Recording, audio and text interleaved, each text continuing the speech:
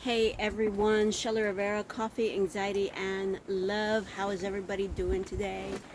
Shout out to everybody in Houston, surrounding areas, Cleveland. I know it has been a really hard time the last 24, 48 hours.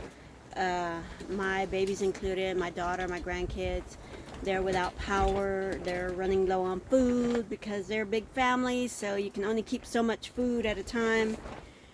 But yeah, to the people out there, I know it's hot and I know it's hard, but hopefully it'll only be short-lived, guys. Just hang in there. And I know it's hard to say, and to be honest, we're out here on the daily in 100-degree plus weather the past few weeks. Right now I'm talking to you because it's kind of nice and cool right now, because there's about there's maybe a small shower coming through. You can see all the clouds behind me. It's getting a little bit darker. The wind's kicking up. So hopefully we get a little bit of relief from the 100-degree mark out here today. But yeah, I know it's hard, guys. It really is. It really is. And we do this daily, and yeah, we do have our AC inside, but it's a small portable unit, and it doesn't cool as good as like a home AC or a window unit. But you know what? Nonetheless, I am extremely grateful that I at least have that to cool us down during the day. Right now, we are without power because they're working on the main house right now. So we are running our power from the main house. So they're working on some stuff up there. Whenever that happens, we don't have power. So today we've been sitting outside, and I've just been every now and then running under the water.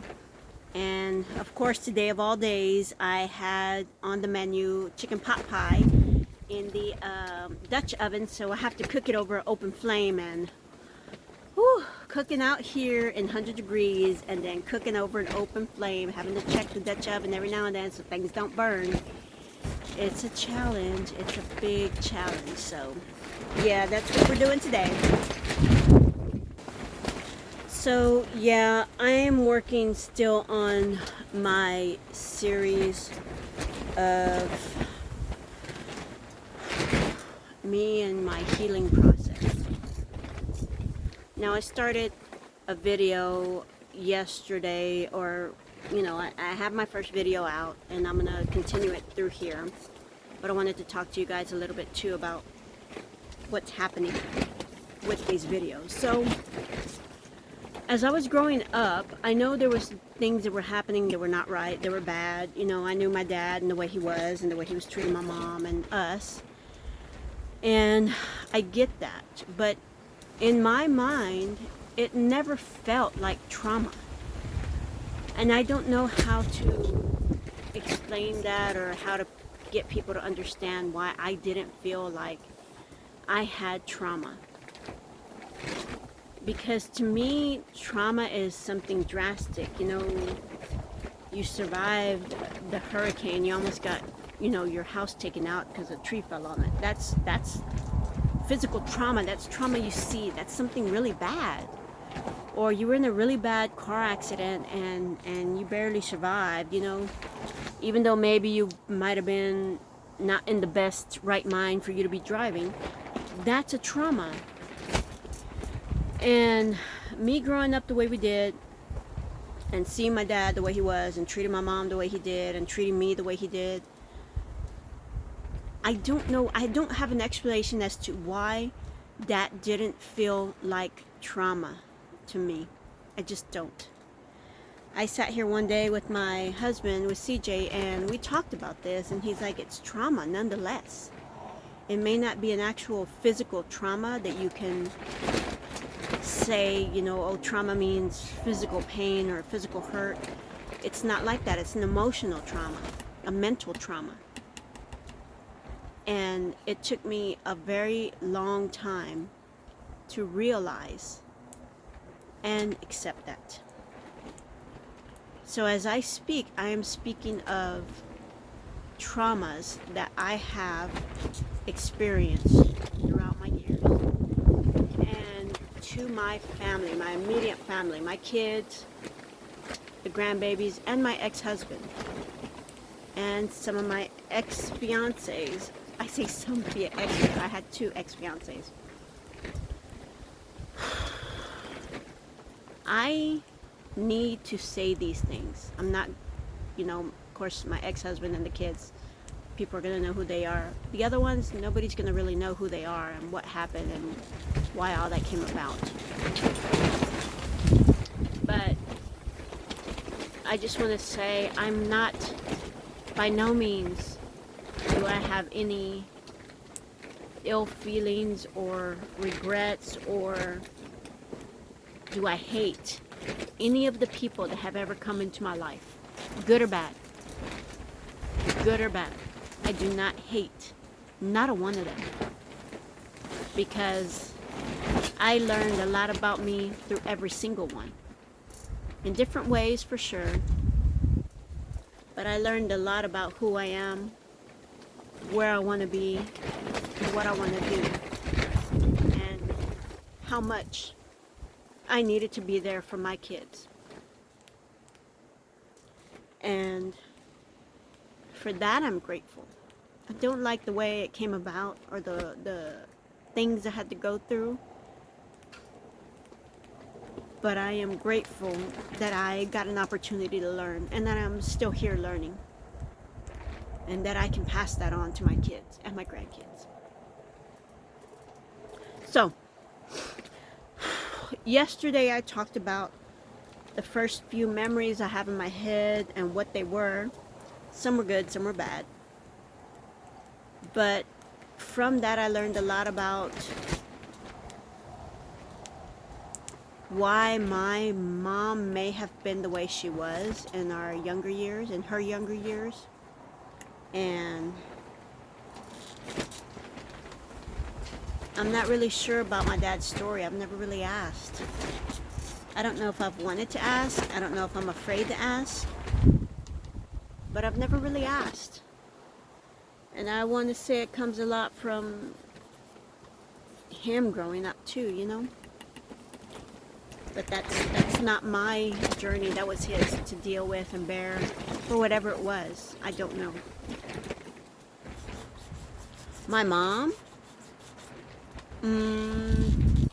she was, she was there. She was a good mom for the most part. She protected us. She took care of us.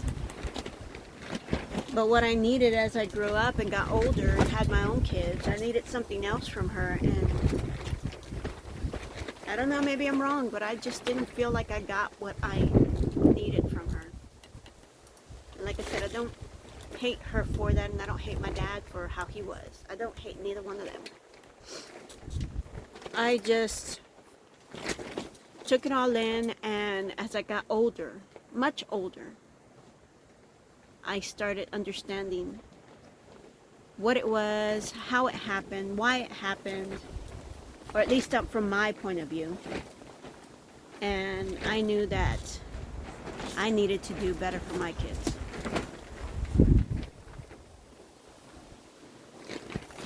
And I remember a time where my parents weren't around a lot. And we lived in this place called Aldine Village, and we had this cute little house. My dad was like the property manager for some of those houses. So we had a really cute little house, and I had a lot of fun there, especially with some of the neighborhood kids. And we'll have to sidebar a story about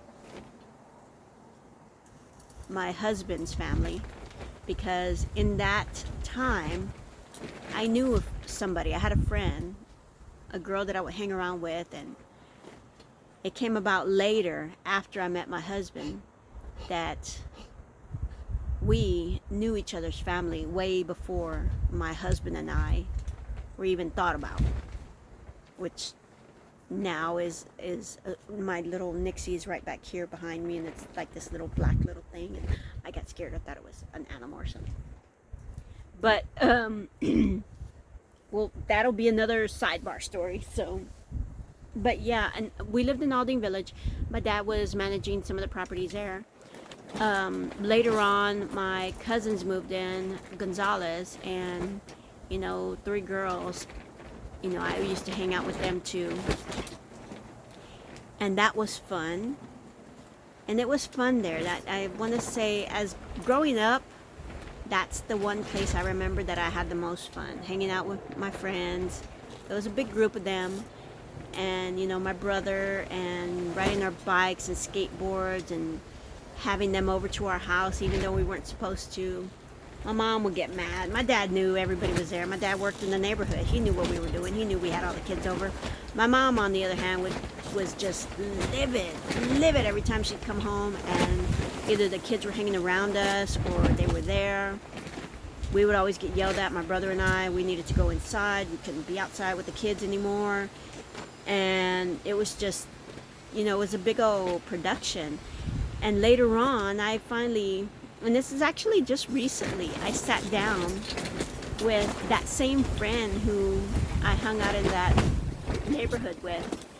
And, you know, she asked about my dad. How's your dad doing? I'm like, and, you know, he's good. He's doing really good. You know, he's had a couple of strokes. But he's hanging in there. He's strong, you know.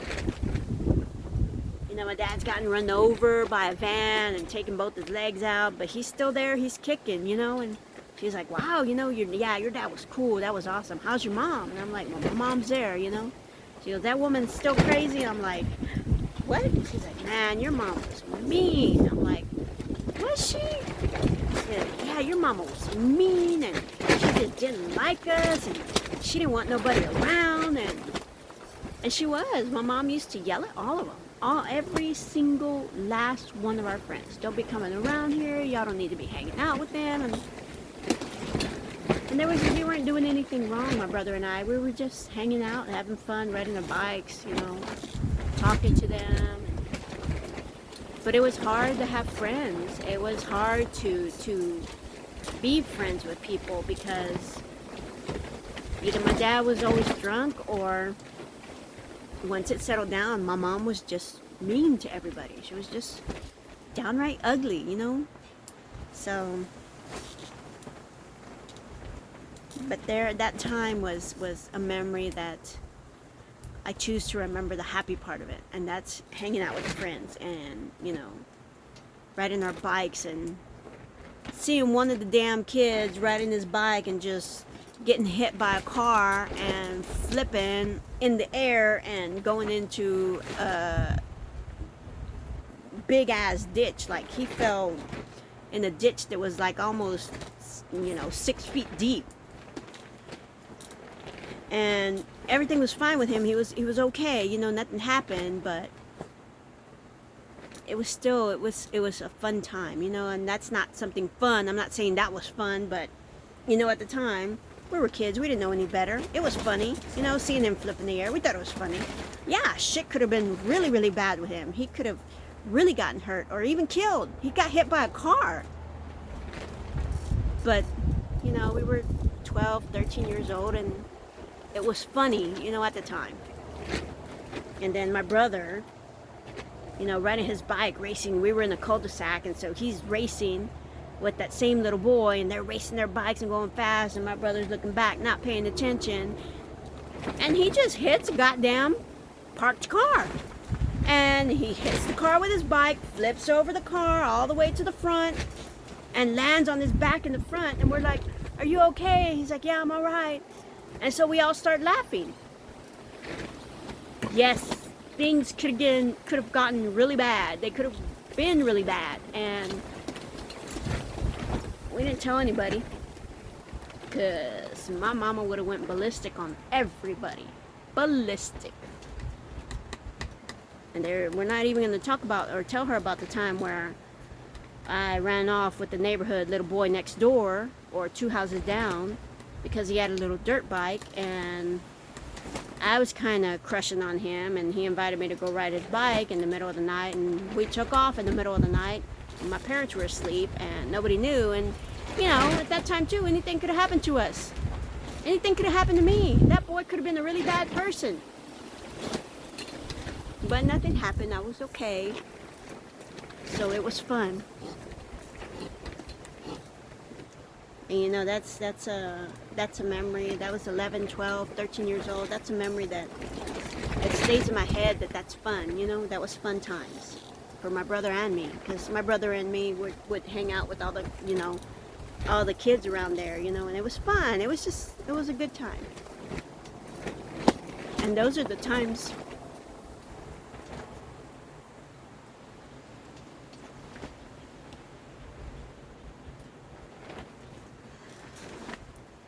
I like thinking about the fun times with my brother, but at the same time, it makes me miss him so much more.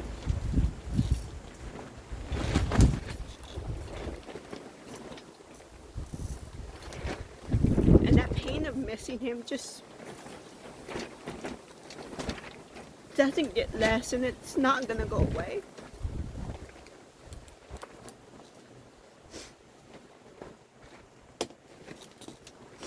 And I get it, I understand it,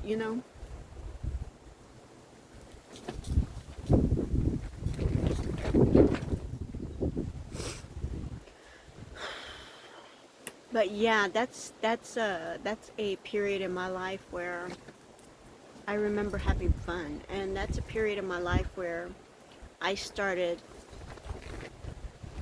seeing my mom differently. And I don't know why, I don't know what happened, I don't know, but just things were different with my mom at that time, and it got a little bit more difficult as the years went on to communicate with my mom. But we'll keep talking, and we'll keep going through my memories so that I can get all of this out, because there's been bits and pieces I've told to people, but I've never really said all of it. And I'm still afraid to say all of it. I'm scared. And some things I honestly, I don't think I will let everybody know, because those are just such horrible memories. I will speak them out loud. And one day I'll sit with my husband and I'll tell him that.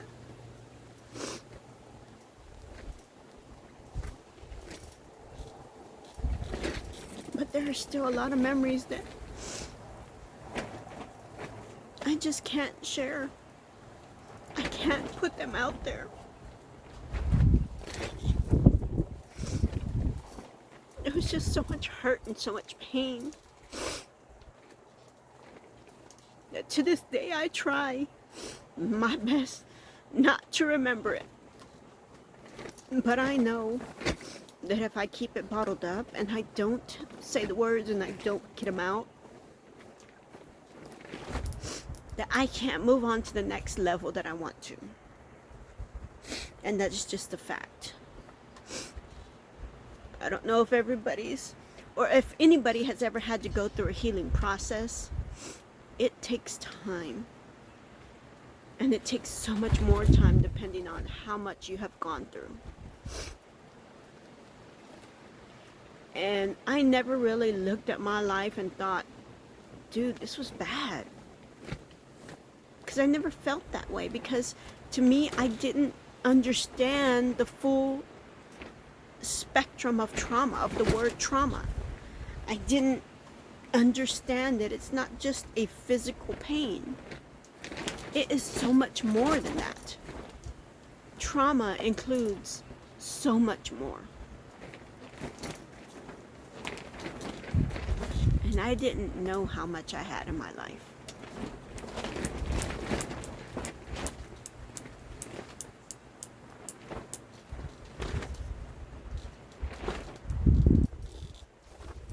So guys, thank you for being here with me. I will continue sharing my journey for as much as I can and as much as I feel safe doing. Like I said, there's just some parts that I still haven't even shared with my husband, or anybody for that fact. Not even a person that I thought was very close to me. I never even told them everything. And that's another part. It hurts that that person has left my life, and I can't understand why. But there's nothing I can do about how people need to heal themselves. Healing themselves is something that everybody needs to do on their own, or however they need to. And if they need to cut people out of their life because they feel they are not a right fit for them, or they were bad for them, that's understandable. I've tried not to be a horrible person in my lifetime, but I know it took me a long time to grow up, to mature.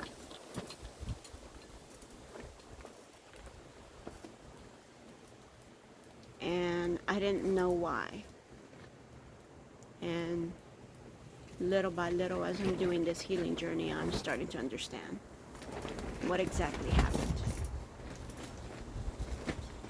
So guys, we will continue, and I will hopefully have a video tomorrow as well. I may not post these right away, so these may come a little bit later, like maybe a week from now or whatever, but I want to get the whole series started and done.